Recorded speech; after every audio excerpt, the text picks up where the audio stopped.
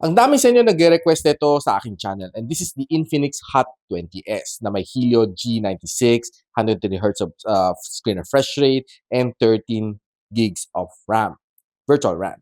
So eto na, i-unbox natin just for you. Simulan natin.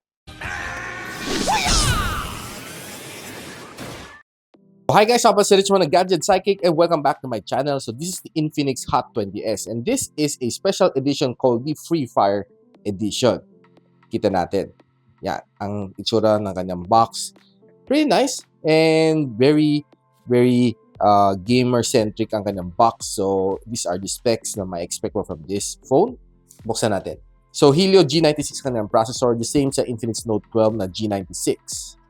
Hilain lang natin yung sleeves. And this is how it looks. Medyo uso ngayon ang dalawang malaking ring na camera module dito sa likod. And this is just quite the same as other phones in the market. Other things inside, SIM ejector pin, warranty certificate, $1 ay mali, X-Club pala na card, Type-C cable, 18 watts na fast charging brick. Wala na. Oops. So quickly pasyalan lang natin ang phone. So ang color na meron natin dito sa ating kamay is called the Sonic Black. So pag tinamaan siya ng ilaw, mapapansin mo medyo may pagka bluish black siya. Hindi siya totally pitch black, but there's a shade of blue pang nailawan. Sa likod ng ganyan triple camera na 50MP. Sa ilalim meron siyang audio jack, microphone in, Type-C port, and of course kan loudspeaker. Fingerprint scanner / power button, and volume rocker. Sa ibabaw, malinis. And on the other side, it's the SIM tray. Buksan natin. So kita natin, this is most likely a triple card slot na sa likod, dalawang nano SIM, and sa harap, isa micro SD. And sa harap, ang kanyang 8MP na punch hole camera. And mapapansin nyo guys, ang kanyang bezel is not so thick. Though sa ilalim, medyo makapal pa rin konti, but sa sides and sa ibabaw, pretty decent. Ang feel niya sa kamay is quite good dahil hindi naman siya rounded, so medyo may kapit naman siya. So ang chip nito sa loob is nothing new. It's a G96 processor na galing kay MediaTek and it's more geared towards the gamer, giving you a better gaming experience. So check lang natin Antutu benchmark nga. It got a 333,000 points and these are the breakdown scores. So checking ang kanyang score dito sa wildlife, well, pretty decent. And quite not bad din ang kanyang score dito sa Geekbench. Swiping left and right, smooth naman ang aking experience. I can say dahil sa kanyang 120Hz of screen refresh rate. And this phone rocks a 6.70-inch na FHD Plus na display. And it is really nice. I can say sobrang laki ng kanyang screen, near 6.8-inch. And watching videos dito is quite nice. Checking DRM info, nakascore naman siya ng level 1 so pwede mga HD dito na videos sa mga streaming apps na favorite ninyo. Watching sa videos dito sa YouTube, I can say okay naman. It's quite smooth naman dahil sa higher screen refresh rate and the colors is good. Not really the best na masasabi ko at this price point, but it's really pretty decent. Ang ginamit naman ni Infinix dito is siguro yung IPS LCD na not bad, yung hindi sobrang cheapy price. So giving you a better experience dito, of course. Do not compare this to yung mga AMOLED display. Pagdating naman sa sound tripping using the single firing loudspeaker dito sa ilalim, medyo hindi siya ganun kalakasan. Medyo masasabi ko siya na medyo bitin ako sa kanya. And I bought along a TWS dito. It's called the QCY, the Mellow Buds na may ANC. Ano ANC? It's active noise cancelling. And it even has a transparency mode dito which gives you yung noise cancelling na gusto mo while you're on the go, maingay yung paligid. So definitely okay siya. And this one even has a 10mm na dynamic driver and it has 6 microphones for better noise cancelling.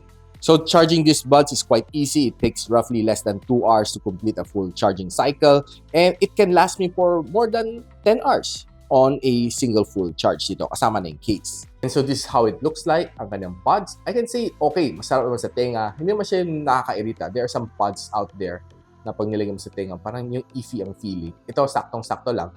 Medium ang buds dito na nakakabit by default. So you can change to either small or large depende sa inyong tenga. And I can say, these are giving me pretty decent sounds lalo sa gaming. So connecting is pretty easy. Just select QCY Mellow Buds ANC dito sa inyong Bluetooth. So pag nilabas ko ang buds na ito, kukonect ko lang siya. It's pretty easy. Saglit lang, nakakonect na siya. Kaya kita natin, active na siya with 100% of battery. Sound tripping on this bud, sabi ko sa inyo, guys, it's very nice and very smooth sa aking tenga. I tried to listen to Spotify music, watching some videos on YouTube, playing some games, and this one definitely rocks. And masasabi ko sa inyo, the sounds are pretty much more of a balance out ang kanyang sound. Not really too much on the bass and the treble, but more of balance siya. Pero what nice dito na nagsistand out is yung price na is not that expensive but around 1,800 pesos, and meron siya active noise cancelling which can cancel out the noise when you're in the bus station, nasa loob ka ng train station, nasa loob ka ng airport, nasa Divisoria kayo, nasa palengke kayo, nasa wet market kayo, pwede ito. Definitely can cancel out yung mga nag-uusyoso na mga marites sa paligid. So if you're interested to check out these buds, link on the description below. So speaking of gaming, nag-try naman tayo maglaro dito sa phone na ito, G96. I know it's a performer na pagdating sa gaming. Entry-level na gaming, no problem dito sa G96. And I can say na this phone being priced at 8,499, okay naman siya. Yung price is just right. Well, hindi naman siya sobrang mahal and hindi naman siya sobrang mura. Just the right amount of money being spent on this gaming, well, budget gaming device. Playing Call of Duty Mobile, I can say, okay naman, smooth naman ang aking experience dito sa phone na ito. And, well, running through several games dito, 2 to 3 hours ko nilaro Call of Duty Mobile dito hanggang nagsawa ako. And I can say that the phone is good. The response is good. Hindi naman siya, pag tumatagal, medyo naging laggy ang phone. Hindi naman. But time to time, mag-feel mo, there's some frame drops along the way and konting lags and probably sometimes because of the internet connection. But nevertheless, I can say, okay naman ang gaming experience nito, phone na ito. And pansin ko lang dito sa phone na ito is medyo uminit dito sa likod when it really matters. And I can say na definitely you can use a gaming cooler dito if you want it to be a lot more cooler when you play more than 2 hours. Now, checking its camera, this one has 50MP na main camera lens and it's supported by 2MP na macro lens and 2MP na depth sensor. And this one can record up to 2K and 30fps. And sa harap, there's an 8MP na front-facing shooter that can record up to 1080p and 30fps.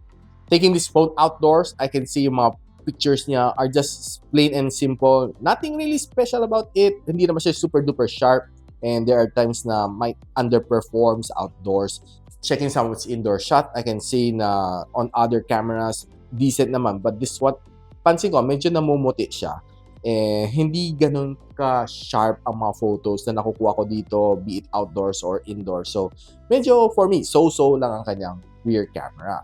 Using its 8MP na front-facing camera, I think this one can even shoot it better than the rear camera. Mas sharp pa nga ang mga photos na nakukuha ko sa front camera as compared sa rear camera. And some of these indoor shots are pretty nice and decent. Mas makita ko mga details sa aking mukha. Trying this one out for vlogging using the front-facing camera. This is the sample. So guys, this is the resolution you'll be getting if you're vlogging using the Infinix Hot 20s. And right now I'm recording using 2K and 30fps, and it's just simply okay for vlogging, for Zoom meeting and other video chat apps. And by the way, I'm using the default microphone on this one. So comment on the comment section below and let me know what you think. Now, using the rear camera, taking it for a spin and using for vlogging, I can say shaky siya.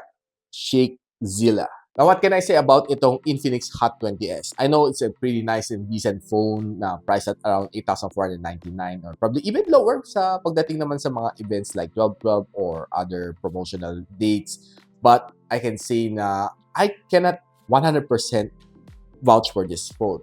First of all, dahil ang kanyang camera is pretty so-so, hindi ako na-impress sa kanyang camera. Though yung kanyang front-facing shooter is quite decent, but yung rear camera is not that decent. Well, I'm not happy with it, to be honest. And ang kanyang sounds is, well, quite so-so. Kaya napabili pa tayo ng TWS just to, well, try it out together with this one.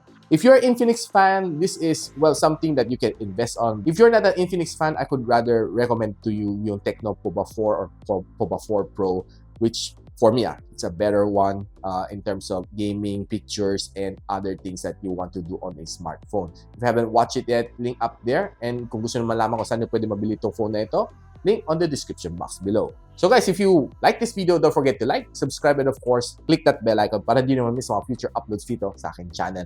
So ako pala si Richmond and you're watching Gadget Sidekick. What's up?